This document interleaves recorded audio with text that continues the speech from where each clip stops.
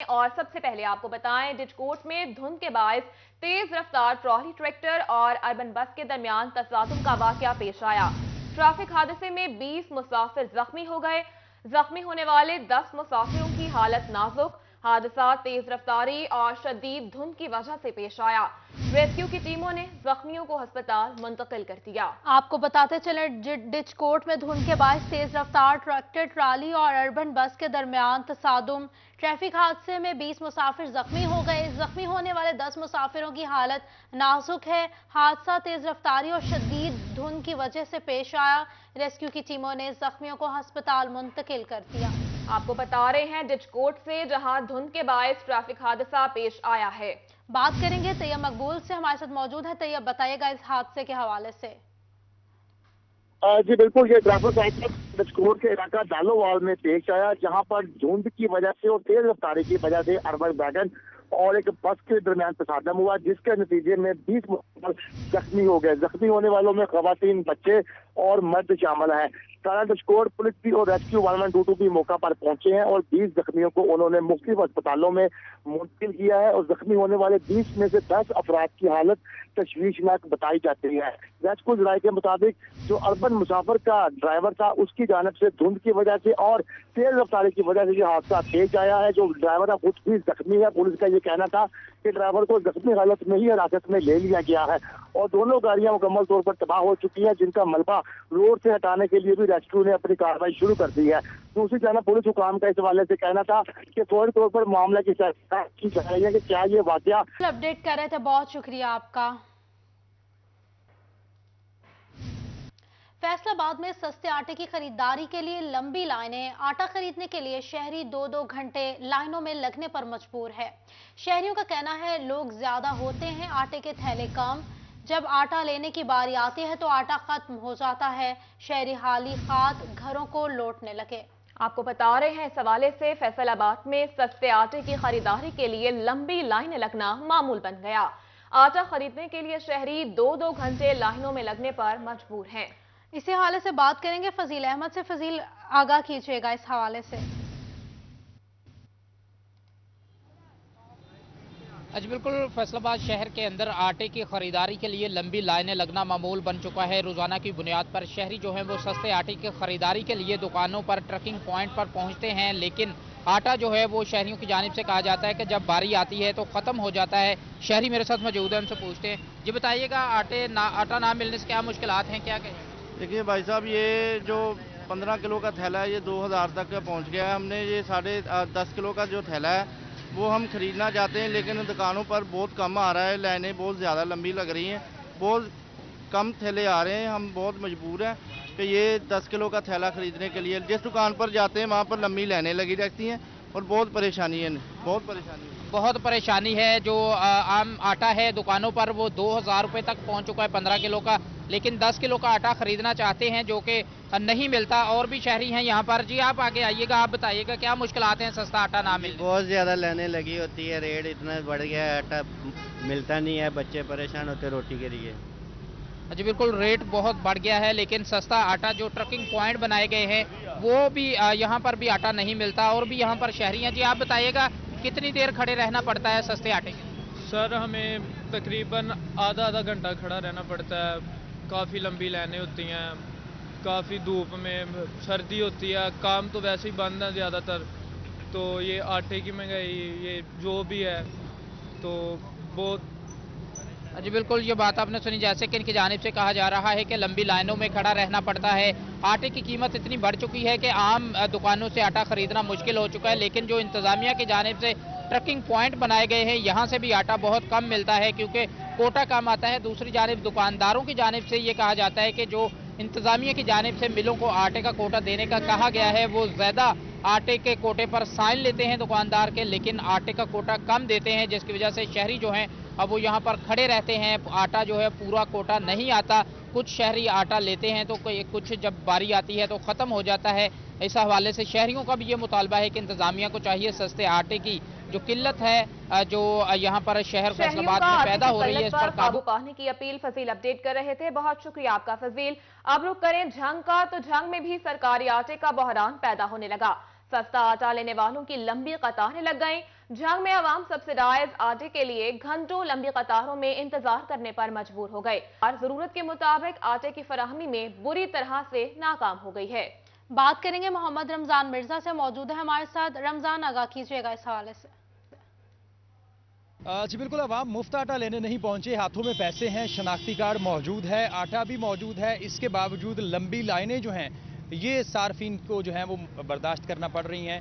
अजीम, दिखाइएगा, आटा मौजूद है और आटे की वाफर मिकदार यहाँ पे नज़र आ रही है। इसके अलावा बाद की सूरत हाल आप देखें, ये सार्फिन हैं जो कि मुंतज़िर हैं पिछले लंबे वक्त से कि कब इनकी बारी आए और ये सस्ते आटे का या जो सरकारी आटा है उसका हसूल यकीनी बना सकें, जिस वजह से इन्हें लंबा इंतज़ार करना पड़ता है। हमारे साथ ये सार्फी मौजूद हैं, उनसे बात भी करते हैं। अच्छा बताइएगा, लंबी लाइनें हैं, मुश्किल का सामना करना पड़ रहा है? सर मैं तो 9 बजे का आया हूँ यहाँ पर, अभी तक मेरा नंबर नहीं लगा। इसमें आटे का क्या मसला है? हमारा आटा मिलता ही नहीं है, पहले तो मिलता ही नहीं है ना। हाँ, एतवार को छुट्टी होती है, 16 बंदे 15 एक घर के खाने वाले हैं और आटा देख लो, छुट्टी आ जाती है फिर 16 बंदे हैं वो खाते हुए उनको मिलता ही नहीं है, तो खाने कहाँ से? अभी सुबह को आया हूँ, मेरे को लाइन में लगा हूँ, अभी तक मेरा नंबर नहीं आया। जिसको कहते हैं वो कहते हैं जी हमें तो कोई पता नहीं, उधर से आते हैं जो जानने वाला वो लेकर चला जाता है, हम खड़े रहते हैं। ये कोई तरीका तो नहीं है। कितने दिन पहले आटा खरीद के लेके गए थे आप? जी अब आज आटा खरीद रहे हैं सोमवार के दिन, इससे पहले किस दिन आटा आपने खरीदा था? इसके पास हम 2 दिन पहले हमने खरीदा था। 18 बंदे हमारे। आधा घंटा आपने यहाँ पे ज़ाया कर लिया है, बल्कि आधा दिन ज़ाया कर लिया है, दिहाड़ी भी कारोबार भी मुतासर। एक गट्टू 10 किलो का आटा है तो 18 बंदे हम खाने वाले हैं, तो वो एक गट्टू वो हमारा पूरा होता है जी। बिल्कुल, ये बिल्कुल ये परेशानी ज़रूर है। आप भाई कब से खड़े हैं यहाँ पे? 1 घंटा हो गया खड़े। और अभी तक बारी नहीं आई? नहीं, बारी नहीं आई। आपके सामने है, ये यकीनन मुश्किल। सामने आप देख रहे हैं। कितने अफराद हैं खाने वाले? 18 बंदे हैं और एक गट्टू यहाँ से 10 मिलेगा? हम ले जाएंगे 18 गट्टू पर एक टाइम का 10 किलो आटा पकता है।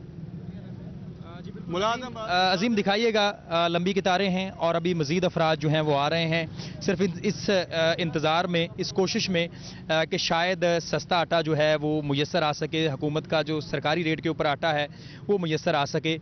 और ये सारे वो अफराद हैं जो कि पसमानदा हैं और मुआशी सूरत हाल जो है वो कमज़ोर है।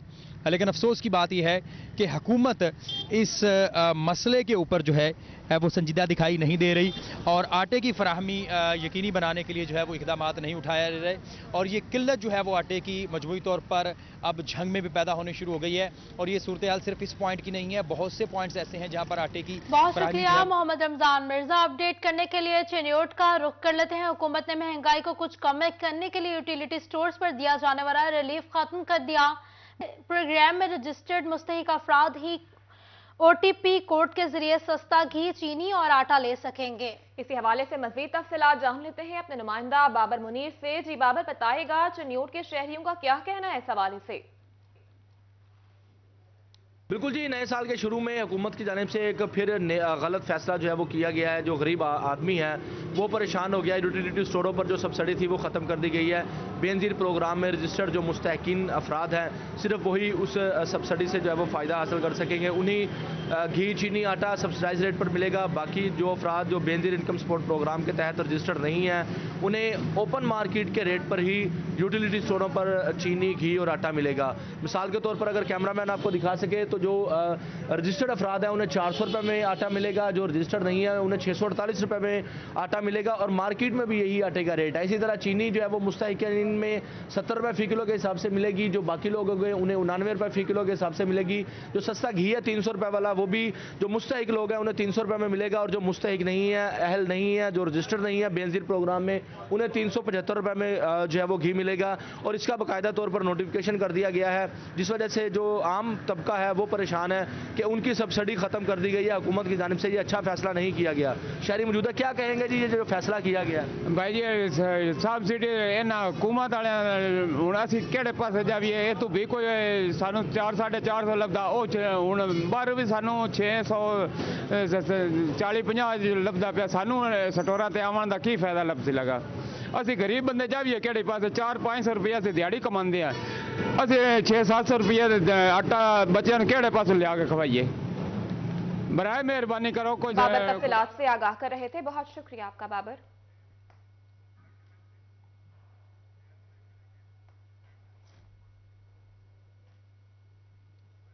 और अब कुछ बात करेंगे गैस लोड शेडिंग के हवाले से। तो साल बदल गया लेकिन हालात ना बदल सके। चन्योट में सुई गैस ने साथ छोड़ दिया। खवातीन परेशान, हांडी चूल्हे पर रखकर घंटों पकने का इंतजार करने लगी। बात करेंगे वकार घुमन से। वकार, आगाह कीजिएगा इस हालत से। जी, नए साल का आगाज हो चुका है लेकिन मुश्किलें पुराने साल वाली हैं। गैस की जो प्रॉब्लम है जिला चिन्योट में भी, चिन्योट शहर में भी काफी ज्यादा है। खास तौर पे दिन के औकात में जब बच्चों ने स्कूलों में जाना होता है, लोगों ने काम काज पे जाना होता है, तो खवातीन को खास तौर पे नाश्ता बनाने में काफी मुश्किल पेश आती है। नाश्ते के बाद दोपहर के खाने की जब बारी आए तो हल्की जो गैस आ रही होती है उससे खाना पकाना तकरीबन नामुमकिन होता है। इस वक्त हम एक फैमिली के साथ मौजूद हैं, उनसे बात करते हैं कि वो इसका मुतबादल क्या इस्तेमाल कर रही हैं और किस तरह खाना मैनेज कर रही हैं। अस्सलाम वालेकुम। गैस की क्या सूरत हाल है आपके इस इलाके में? गैस की सूरत हाल ये है कि आती नहीं है, अगर आए तो इसका प्रेशर इतना स्लो होता है कि हम लोग पानी तक बॉयल नहीं होता, न चाय बन सकती है न नाश्ता बन सकता है। तो बहुत मुश्किल है, कभी लकड़ियां जलानी पड़ती हैं, कभी कुछ करना पड़ता है, कभी वैसे ही नाश्ता किए बगैर ही सबको जाना पड़ता है। तो बहुत मुश्किल है। नए साल में हमें ये तोहफा मिल रहा है कि गैस ही नहीं मिल रही। अभी तकरीबन आपने कितनी देर से ये चूल्हे पे हांडी रखी हुई है? ये तकरीबन 10 मिनट हो गए हैं। अगर मेरा कैमरामैन आपको दिखाए तो ये आप देख सकते हैं कि कितनी लो गैस आ रही है, प्रेशर इंतहाई कम है, जिसकी वजह से खवातीन खास तौर पे परेशान है। ये हर घर की यही कहानी है कि दिन के औकात में गैस नहीं आती, जिसकी वजह से खवातीन को खास तौर पे खाना बनाने में मुश्किल पेश आती है। और मोस्टली लोग अपडेट कर रहे थे। बहुत शुक्रिया आपका। आपको बता रहे थे चन्योट से, जहां पर सुई गैस ने साथ छोड़ दिया है। खवातीन हांडी चूल्हे पर रखकर घंटों पकने का इंतजार करने लगी। सारा वक्त किचन में खाना पकाने के इंतजार में गुजर जाता है। खवातीन का मुतालबा है कि हुकूमत खाना पकाने के लिए तो सुई गैस मुहैया कर दे। आपको बताएं चिन्योट में साल बदल गया लेकिन हालात ना बदले। चिन्योट में सुई गैस ने साथ छोड़ दिया। खवातीन हांडी चूल्हे पर रखकर घंटों पकने का इंतजार करने लगी।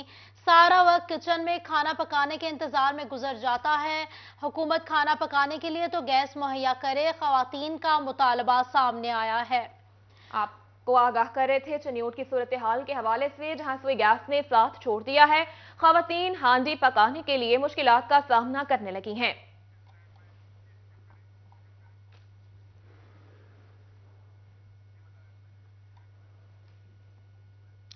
अब आपको बताएं, फैसलाबाद में सरकारी इदारों के मुलाजिमीन भी ऑनलाइन फ्रॉड का शिकार हो गए। ऑनलाइन फ्रॉड गैंग बैंक नुमाइंदा बनकर शहरियों से रकम लूटने लगा। जालसाजों ने महकमा कॉर्पोरेटिव फैसलाबाद के मुलाजिम के अकाउंट से रकम निकलवा ली। इस हवाले से मजीद तफसीलात जान लेते हैं। इमरान असलम हमारे साथ मौजूद हैं। जी इमरान, आगाह कीजिएगा, ये मामला है क्या? जी बिल्कुल, फैसलाबाद के सरकारी मुलाजमीन भी ऑनलाइन फ्रॉड का शिकार हो चुके हैं और ऑनलाइन फ्रॉड करने वालों ने महकमा कोऑपरेटिव हाउसिंग डिपार्टमेंट के एम्प्लॉय के बैंक अकाउंट से जो है वो रकम निकलवा ली है। हमारे साथ मुतासरा मुलाजिम से बात करते हैं। बताइएगा ये वाक़या कैसे पेश आया और आपको किन नंबर से कॉल्स आई और आपके बैंक से कितनी रकम निकलवाई गई? जी अस्सलाम वालेकुम, मेरा नाम विकास है। मैं कोऑपरेटिव डिपार्टमेंट में जॉब करता हूँ, जूनियर क्लर्क हूँ मैं, कंप्यूटर ऑपरेटर। 20 जुलाई 2020 को मुझे कॉल होती है। सेम अलाइड बैंक की हेल्पलाइन का नंबर होता है, सिर्फ शुरू में एक डिजिट चेंज होता है। वो मुझे ऑनलाइन कॉल आती है। वो मुझे कहते हैं कि हमने आपका एटीएम कार्ड ना अपडेट करना है, तो आपके कार्ड अपडेट करने के लिए कुछ है ना इंफॉर्मेशन रिक्वायर्ड है। तो वो मुझे खुद ही वो बताता है, मेरा शनाख्ती कार्ड नंबर मुझे बोल के बताता है आप इसकी वेरिफिकेशन करें कि यही आपका नंबर है। वो मुझे मेरा शनाख्ती कार्ड नंबर बताता है, मेरे वालिद का नाम बताता है। फिर बाद में मुझे यकीन हो जाता है कि ये हेल्पलाइन से ही कॉल आई है। फिर वो मुझे कहता है एटीएम के जो पीछे 12 डिजिट होते हैं ना, जो आखिरी 4 डिजिट है वो मुझे बताएं। मैं उनको वो बता देता हूँ, ठीक है। उसके बाद वो मुझे कहता है कि जो पीछे 3 नंबर होते हैं ना इनसे, वो मुझे बताएं। वो बताता है तो मुझे एक मैसेज आता है। वो कहता है कि अपडेट के लिए आपको एक मैसेज आया है, OTP कोड होता है। वो मैंने 4 कोड उसको बताएं। उसके फौरी बाद मुझे एक मैसेज आता है कि आपके अकाउंट से 5000 निकल गया। तब तो मैंने नोट नहीं किया। मैंने बताया कि मुझे ये मैसेज आया, फीका बैंक का आया, ये 5000 डिटेक्शन। वो कहता है जो पुराने जो आपके मैसेज थे ना रुके हुए, वो आ रहे हैं आपको मैसेज। उसके बाद कहता है फिर आपको एक मैसेज आएगा, फिर मुझे एक मैसेज आया, फिर मुझे 5000 रुपये का मैसेज आ गया। उसके बाद मुलाजिम का FIA साइबर क्राइम से कार्रवाई का मुतालबा। इमरान असलम अपडेट कर रहे थे, बहुत शुक्रिया आपका। फैसलाबाद वेस्ट मैनेजमेंट कंपनी को फंड्स की कमी का सामना। कंपनी के मुलाजमीन की तनख्वाहें देना बड़ा मसला बन गया। सैनिटरी वर्कर्स को क्रिसमस और नए साल पर एजाजिया और बोनस भी न दिया जा सका। बात करेंगे अब्दुल रहमान से। जी अब्दुल रहमान, बताइएगा कंपनी मुलाजमीन को किन मसाइल का सामना है, आगाह कीजिएगा। फैसलाबाद वेस्ट मैनेजमेंट कंपनी के पास फंड्स की कमी हो गई।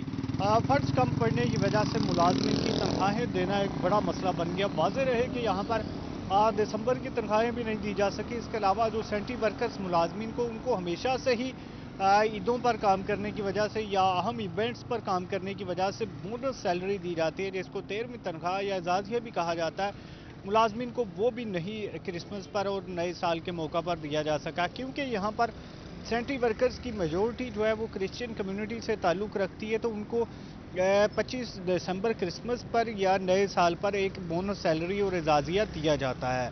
कंपनी के पास फंड्स कम पड़ने की वजह से वो बोनस और एजाज़िया इस बार नहीं दिया जा सका, जिसकी वजह से मुलाजमीन में बेचैनी की लहर है और अभी भी फंड्स क्लियर नहीं हो सके, जिसकी वजह से ये तवक्को की जा रही है कि दिसंबर की तनख्वाह भी तखीर का शिकार हो सकती है और ये कम अज़ कम 10 जनवरी तक मुलाजमीन को ऐसे ही लटकाया जाएगा, फिर उसके बाद तनख्वाह दी जाएगी। जबकि दूसरी जानब सेंट्री वर्कर्स के साथ ये वादा किया गया था कि महीने के आगाज़ में ही उनकी तनख्वाह जो है वो दिसंबर की तनख्वाह के साथ दे दी जाएगी।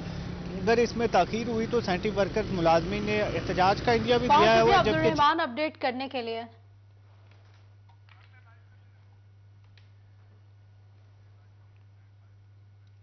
आपको बताएं, झंग के DHQ अस्पताल में नर्स पर मरीज के लवाहिकीन की जानिब से तशद्दुद का मामला। पाकिस्तान मेडिकल एसोसिएशन की जानिब से सूरत हाल पर तशवीश का इजहार किया गया है। डॉक्टर्स की जानिब से अदम तहफ़्फ़ुज़ के बायस एहतजाज करते हुए काम छोड़ दिया गया। आपको आगाह कर रहे हैं इस हवाले से, झंग के DHQ अस्पताल में नर्स पर मरीज के लवाहिकीन की जानिब से तशद्दुद का ये मामला है। इसी हवाले से मजीद तफसीलात जान लेते हैं अपने नुमाइंदा वसीम अजीज से। जी वसीम, बताइएगा डॉक्टर्स की जानिब से क्या मुतालबात सामने आ रहे हैं?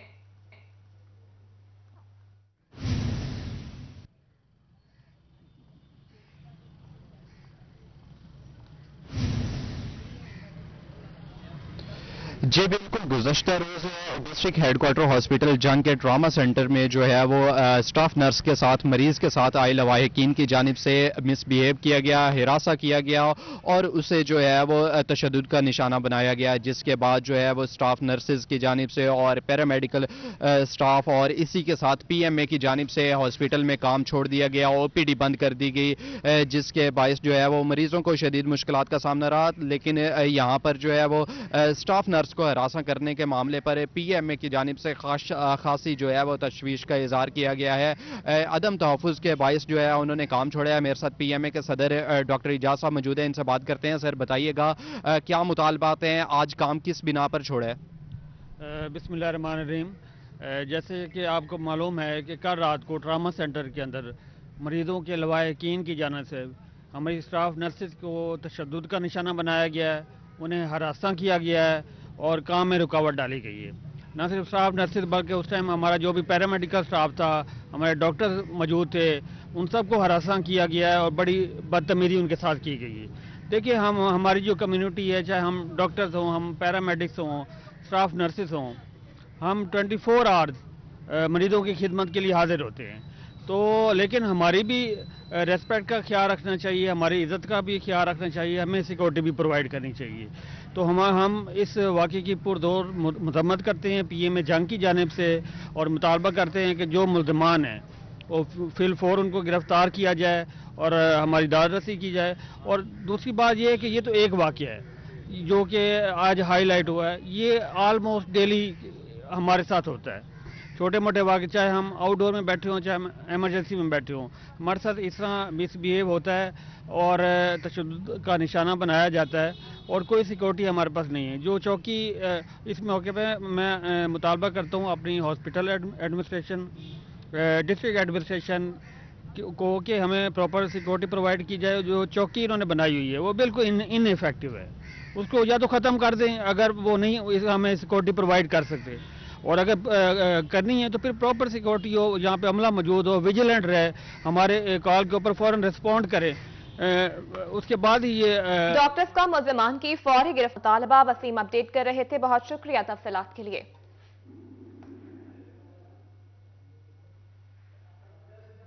और अभी आपको बताएं, जंग में हुकूमत के पास पैसे खत्म या फिर वजह कोई और। सीईओ हेल्थ अथॉरिटी के दफातर में सिक्योरिटी और सर्वेलेंस के निजाम को मुतारिफ करवाने के बाद हुकूमत पीछे हट गई है। अगस्त 2022 में शुरू होने वाले प्रोजेक्ट को रोक दिया गया। प्रोजेक्ट के लिए जारीशुदा टेंडर्स भी मनसूख कर दिए गए, जबकि प्रोजेक्ट के तहत 36 अजला के सीईओ हेल्थ अथॉरिटी के दफातर में सिक्योरिटी कैमरे और बायोमेट्रिक निजाम नस्ब होना था। बात करेंगे ओवैस खान से। ओवैस बताइएगा। जंग समय जैसे पंजाब भर में महकमा primary and secondary health care की जानिब से सीईओ हेल्थ अथॉरिटी के दफातर में सिक्योरिटी एंड सर्वेलेंस का निज़ाम बेहतर बनाने के लिए सीसीटीवी कैमरे और बायोमेट्रिक निज़ाम मुतारिफ करवाने का फैसला किया गया था, जिसके लिए अगस्त 2022 में टेंडर्स भी तलब किए गए थे। तमाम ये टेंडर्स जो है मुतअद्दिद बार मनसूख होने के बाद जो है इसको जो बाकायदा तौर पर इस प्रोजेक्ट को खत्म करने का ऐलान कर दिया गया। महकमा primary and secondary health department की जानिब से 36 अजला के अंदर ये प्रोजेक्ट जो है वो शुरू होना था, जिससे जो है यकीनी तौर पर सीईओ हेल्थ अथॉरिटी के दफातर में सर्वेलेंस का निज़ाम जो है वो बेहतर होने की तवक्को की जा रही थी। तमाम इस प्रोजेक्ट के खात्मे के बाद अब ये तमाम तरह अमल जो है वो ठप होकर रह गया है। बहुत शुक्रिया वैस खान आगाह करने के लिए। आपको बताएं, एफबीआर ने सेल्स टैक्स चोरी करने वाले पावर लूम्स मालिकान के लिए नया शिकंजा तैयार कर लिया। सेल्स रिकॉर्ड में कपड़े की कम पैदावार जाहिर करके कम टैक्स देने वाली 130 पावर लूम्स फैक्ट्रियों को बिजली के इस्तेमाल शुदा यूनिट्स के हिसाब से टैक्स आयद कर दिया गया। बात कर लेते हैं अपने नुमाइंदा उमैर अजमत से। जी उमैर, आगाह कीजिएगा, क्या अपडेट्स हैं? जी, फैसलाबाद में पावर लूम्स फैक्ट्रियों के मालिकान की जानिब से सेल्स टैक्स चोरी का बड़ा मामला सामने आया था और इस हवाले से फैक्ट्रियों के मालिकान की जानिब से फैक्ट्रियों की पैदावार को सिफर जाहिर करके सेल्स टैक्स चोरी की गई। ताहम एफबीआर हुकाम की जानिब से जब फेस्को से इन फैक्ट्रियों का रिकॉर्ड लिया गया तो इसमें यह बात सामने आई कि फैक्ट्रियां बंद नहीं बल्कि चल रही हैं और इनमें कपड़े की पैदावार हो रही है। तो अब एफबीआर हुकाम की जानिब से इस पर उन फैक्ट्री मालिकान को जिनकी जानिब से करोड़ों रुपए सेल्स टैक्स चोरी की गई थी, 130 फैक्ट्रियां ये थी, उनको टैक्स डाल दिया गया है। एफबीआर हुकाम के मुताबिक इस हवाले से इन फैक्ट्रियों को माहवार बिजली के जितने बिल आते थे और उस बिल को 5 गुना करके उस हिसाब से उनको सेल्स टैक्स आयद कर दिया गया है। इन फैक्ट्रियों की जानिब से कहा गया था कि मुल्क में जो कमज़ोर माशी सूरत हाल है उसके बायस उनके कारखाने बंद हैं और उनमें कोई पैदावार नहीं हो रही, जबकि दूसरी जानब ये फैक्ट्रियां चल रही थी और इनके मालिकान की जानिब से उमैर अपडेट कर रहे थे, बहुत शुक्रिया आपका। फैसलाबाद के सन्नतकारों का मानना है कि साल 2022 मईशत के लिए मायूस कुन साबित हुआ। पाकिस्तान में सियासी अदम इस्तेहकाम अरूज पर था, जबकि टेक्सटाइल इंडस्ट्री तनज़्ज़ुली का शिकार रही।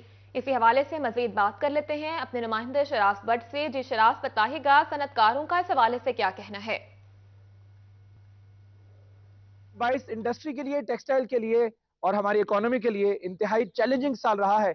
और किन चैलेंजेस का सामना करना पड़ा है? कॉस्ट ऑफ डूइंग बिजनेस बहुत ज्यादा था, बिजली गैस की प्राइसेस बहुत ज्यादा थी, रिफंड्स इंडस्ट्री को मिल नहीं थे रहे और इसके साथ साथ रॉ मटेरियल की कीमतें जो है वो बढ़ती चली जा रही थी और रॉ मटेरियल की शॉर्टेज जो है इंपोर्ट बंद होने की वजह से थी, जिसकी वजह से बहुत सारे मसाइल का सामना था।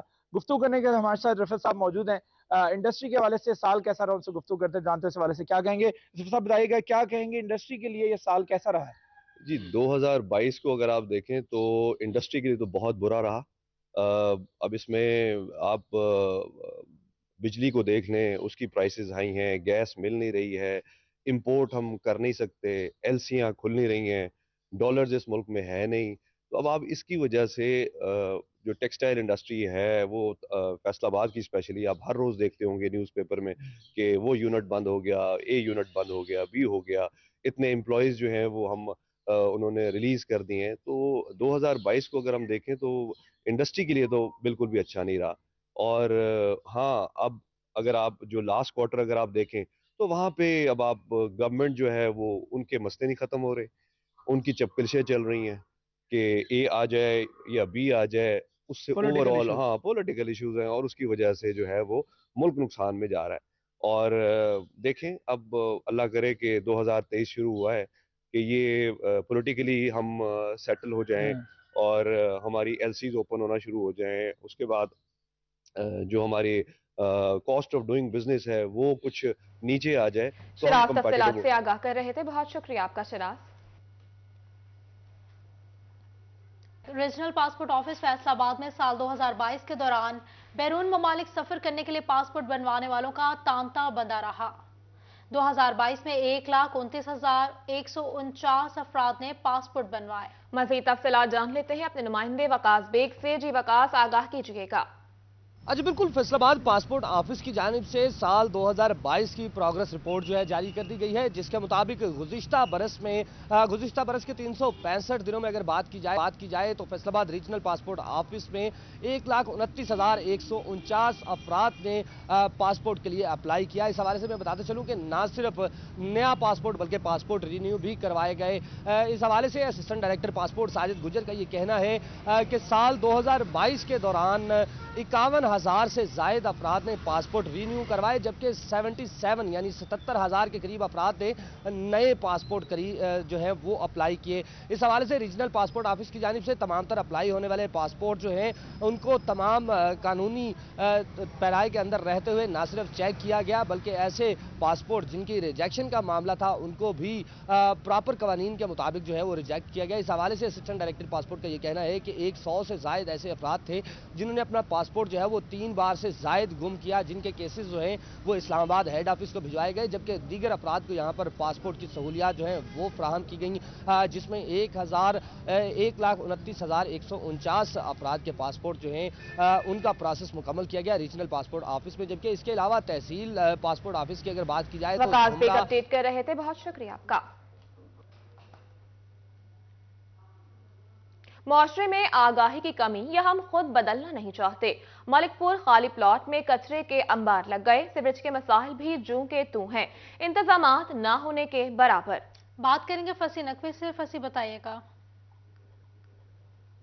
बिल्कुल, मुआशरे में आगाही की कमी या फिर हम खुद ही बदलना नहीं चाहते। फैसलाबाद मुख्तलिफ जो इलाके हैं वहाँ पर खाली प्लाट देखते नहीं कि वहाँ पर कूड़ा दान बनाना शुरू कर देते हैं। इस वक्त मलकपुर में जो है खाली प्लाट के अंदर कूड़ा कचरा कुंडी का मंजर पेश कर रहा है। आखिर क्या वजह है कि यहाँ पर जो कूड़ा है वो खाली प्लाट में फेंका जा रहा है, जबकि यहाँ पर जो है कूड़े उठाने वाले आते भी हैं कि नहीं? आइए जानते बात करते। जी बताइएगा कि आप यहाँ पर सारा देखा है तो कूड़ा यहाँ पे प्लाट में मौजूद है, क्या कोई कूड़ा उठाने वाला नहीं आता? कूड़े वाले आंदे कभी 8 दिनों बाद आंदे, कभी महीने बाद आ जाते हैं तो कूड़ा इसे सुੱਟਦੇ ਛਾਪਣਾ ਮਹੱਲੇ ਵਾਲੇ ਵੀ ਜਿਹਨੂੰ ਕਿਸੇ ਨੂੰ ਕਹੀਏ ਕਿ ਪੈਸੇ ਦੇ ਕੇ ਸਟਾਲ ਹੋ ਕਹਿੰਦੇ ਅਸੀਂ ਤੁਹਾਡਾ ਪਲਾਟ ਮੁੱਲ ਆਪਣਾ ਵਾ ਜਿੱਥੇ ਜਿਹੜਾ ਮੈਂ ਸੁੱਟੇ ਹੈਗੇ ਇਧਰੋਂ ਮਹੱਲੇ ਵਾਲੇ ਆ ਜਾਂਦੇ ਇਧਰੋਂ ਮਹੱਲੇ ਵਾਲੇ ਆਉਂਦੇ ਸਾਰੇ ਸੁੱਟ ਦਿੰਦੇ ਸਾਡਾ ਬੂਹਾ ਸਾਹਮਣੇ ਹੈਗਾ। और फिर ਅਸੀਂ बहुत परेशान ਅਸੀਂ ਕਹਿੰਦੇ ਕਈ ਉਹਨਾਂ ਨੂੰ ਕਹਿ ਕੇ ਵੀ ਆਏ ਅਗਲੇ ਕਹਿੰਦੇ ਚੁਕਾ ਦਿੰਦੇ ਉੱਤੋਂ ਚੁਕਾ ਦਿੰਦੇ ਹੈਗੇ ਆ फिर उदा अगले एक दिन फिर उदा ही गंद गुंद पै जाता है। गंद वैसे ही। अच्छा, इसके इधर साथ साथ देखा जाए तो सीवरेज के मसाइल भी जूं के तू हैं, सीवरेज के ऊपर क्या कहना चाहेंगे? कोई नहीं आता इधर? जी यहाँ पे कोई नहीं आता है, सभी को अपनी आप पड़ी हुई है। जब इलेक्शन की बारी आती है तो सभी आ जाते हैं वोट मांगने, और हमने भी कई बार जाकर दरख्वास्त की है कि लिहाजा गटर साफ़ कराए जाएँ। वो आते हैं और थोड़ा सा हिला के चले जाते हैं, यही कि हम आ रहे हैं इधर ये वगैरह वगैरह करके चले जाते हैं।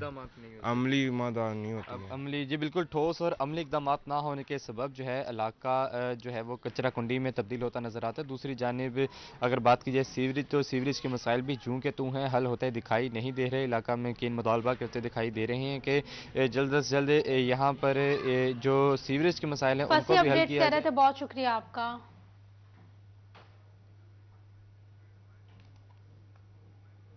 फैसलाबाद में अफसरान के दिफा से शानदार थानों की हालत बदहाल है। कई साल से अफसरान की तवज्जो के मुंतज़िर थाना सरगोदा रोड की हालत हस्ता खाल है। इमारत ने गिरने का आगाज कर दिया है। थाने की छत का एक हिस्सा जमीन बोस हो गया। अफसरान की तवज्जो न मिली तो थाने की इमारत जानलेवा भी साबित हो सकती है। मज़ीद तफसीलात जान लेते हैं तैयब मकबूल से। जी तैयब बताइएगा इमारत की सूरत हाल के हवाले से।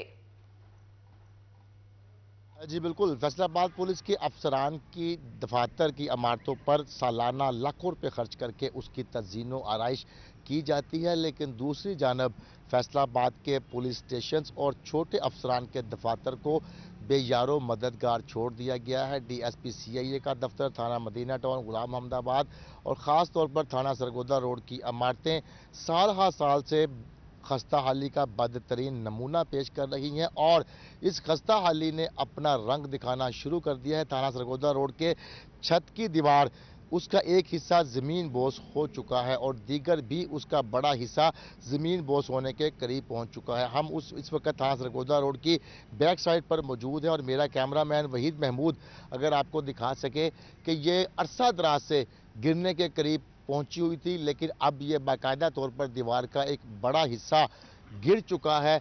ये सबसे मौजाना तौर पर अहलकार इससे महफूज रहे हैं, लेकिन फैसलाबाद का जो थाना सरगोदा रोड है वहाँ पर सैकड़ों की तादाद में रोज़ाना की बुनियाद पर शहरी यहाँ विज़िट करते हैं और दर्जनों की तादाद में पुलिस एहलकार हमा वक्त यहाँ पर मौजूद होते हैं। आजकल सर्दी के मौसम में पुलिस एहलकार छत पर धूप लेने के लिए भी गाहे बगाहे बैठते रहते हैं। ऊपर वाले पोर्शन में मदीना कंट्रोल का दफ्तर भी मौजूद है, जबकि इसी के करीब ASP सरगोदा रोड का दफ्तर। रहे थे, बहुत शुक्रिया आपका।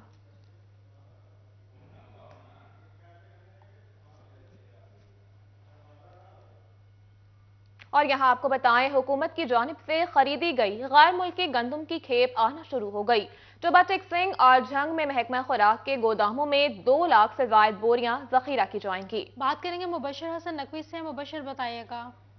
जी बिल्कुल, गंदम का बहरान दिन ब दिन बढ़ता चला जा रहा है और यही वजह है कि मार्केट में आटे की किल्लत का भी सामना है। ताहम हुकूमत पाकिस्तान की जानब से दूसरे ममालिक से जो गंदम खरीदी गई है वो तमाम तर अब गंदम जो है वो जो गोदाम है वहाँ पर ज़ख़ीरा भी की जा रही है। इस हवाले से टोबा टेक्सिंग और झंग में करीबन 2,26,000 गंदम की बोरियाँ ज़ख़ीरा की जाएंगी। टोबा टेक्सिंग की बात की जाए तो टोबा टेक्सिंग के मुख्तलिफ गोदामों में 96,000 गंदम की बोरियाँ ज़ख़ीरा की जाएंगी, जबकि झंग की बात की जाए तो वहाँ पर 1,30,000 गंदम की बोरियां खरीद कर वहाँ पर ज़ख़ीरा की जाएंगी। तहाँ महकमा खुराक के जो ज़राए हैं उनका ये कहना है कि 2,26,000 गंदम की जो बोरियां हैं उनकी मरलावार जारी है। तमाम टोबा टेक्सिंग की बात की जाए तो यहाँ पर करीबन 10,000 से ज़ायद गंदम की बोरियाँ जो है वो मुख्तलिफ गोदामों में ज़ख़ीरा कर ली गई हैं। तमाम महकमा खुराक के जो ज़राए हैं उनका ये कहना है कि जो इस वक्त मुल्क में बहुत शुक्रिया मुबशर आगाह करने के लिए।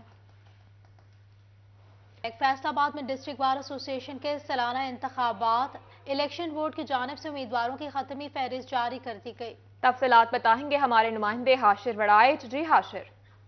जी बिल्कुल, डिस्ट्रिक्ट बार एसोसिएशन के सालाना इंतखाबात के हवाले से जो तैयारियां हैं वो जोरों शोर से जारी हैं। इलेक्शन बोर्ड की जानिब से उम्मीदवारों की जो हतमी फहरिस्त है वो जारी कर दी गई है और मजमूई तौर पर 9 सीटों पर मुकाबला होगा, जिसके लिए 29 जो उम्मीदवार हैं वो मैदान में। अगर सदर की सीट की बात की जाए जो कि सबसे अहम है, सदर की नशिस्त पर जो है वो 3 उम्मीदवार मद्दे मुकाबले हैं, जिनमें इनवारुल हक, राना शाहिद मुनीर मंज और इसके साथ साथ चौधरी सजाद मुर्शद गिल जो है ये 3 उम्मीदवार मद्दे मुकाबले हैं। जबकि दूसरी अहम तरीन नशिस्त जो है वो सेक्रेटरी की नशिस्त है और यहाँ पर 7 उम्मीदवार जो है वो मद्दे मुकाबले हैं। इन 7 उम्मीदवारों में शेख सुलेमान रमज़ान, सरदार अली वासिफ चट्टा, चौधरी फहद इमरान चट्टा, इसके साथ साथ फ़हीम सफदर जो है वो सेक्रेटरी की नशिस्त के लिए मद्दे मुकाबले हैं। जबकि दीगर उम्मीदवारों में काशिफ लाल बाजवा, राना MA बाबर खान और मलिक वसीम खन्ना जो है ये टोटल 7 उम्मीदवारों के दरमियान सेक्रेटरी की नशिस्त के लिए मुकाबला होगा।